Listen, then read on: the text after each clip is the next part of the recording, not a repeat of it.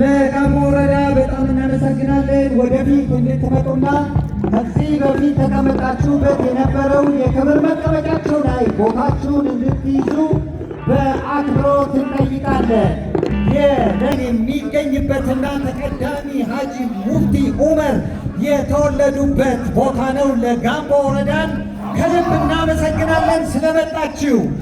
የቦረና ሳይንት መካነ ሰላም እንደምትመለከቱት የልዑካን ቡድኑ በመግባት ላይ ይገኛል። ቦረና መካነ ሰላም የምርጥ አዝርት ማምረቻ ማርና ቅቤ እንደ ውሃ የሚቀድበት ብቸኛ የኮክ መገኛ ተስማሚ አየር ንብረት ያለው ለኢንቨስትመንት ምቹ የሆነ እነ ዋለልኝ መኮንን፣ አባ ኮስተር በላይ ዘለቀን፣ ደባልቄ አዳምን፣ አሊ በለው ዘለቀ ማሩን፣ ተሰማ ጃፋርን እንዲሁም የመሳሰሉት ጀግኖችን ያፈራ ነው።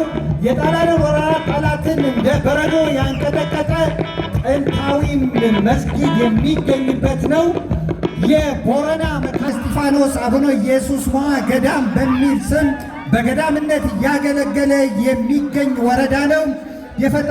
የተፈጥሮ መስህብ ያላት አርዲቦ ሎጎ ሐይቅ ይገኙባታል። እንዲሁም በውስጣቸው 3 አይነት አሳዎች ይመረታሉ።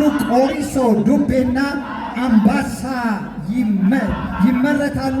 ተውለደሬ ወረዳ የራሷ ባህል ያላት ሲሆን የአባጋር ስነ ስርዓት የተጣላን ወይም ደግሞ ደም የተፋሰሰን ያስታርቃሉ።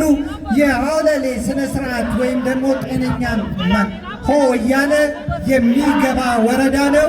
የተውለደሬ ወረዳ ስለመጣችሁ ከልብ እናመሰግናለን። ወደ ክብር ቦታችሁ እንድትሄዱ በአክብሮት እንጠይቃለን። ተንታ ወረዳ ልኳን ቡድን ነው። በመቀጠል ወደ ክቡር ትሪቡኑ እየመጣ የሚገኘው በደቡብ ሜዳውን ጊምባን ተንተርሳ በሰሜን በሽሎ ወንዝ በደራው ገምሳ በምስራቅ ደሴ ዙሪያ በምዕራብ በማሻ መካከልና ተንታ ጉብኝት ለሚሻ የንጉሥ ሚካኤል አጽም ያረፈባት እጹብ ድንቅ ሕንፃ በወርቅ የነበበ አክሊል መስቀሉ ቅርጹ የተዋበ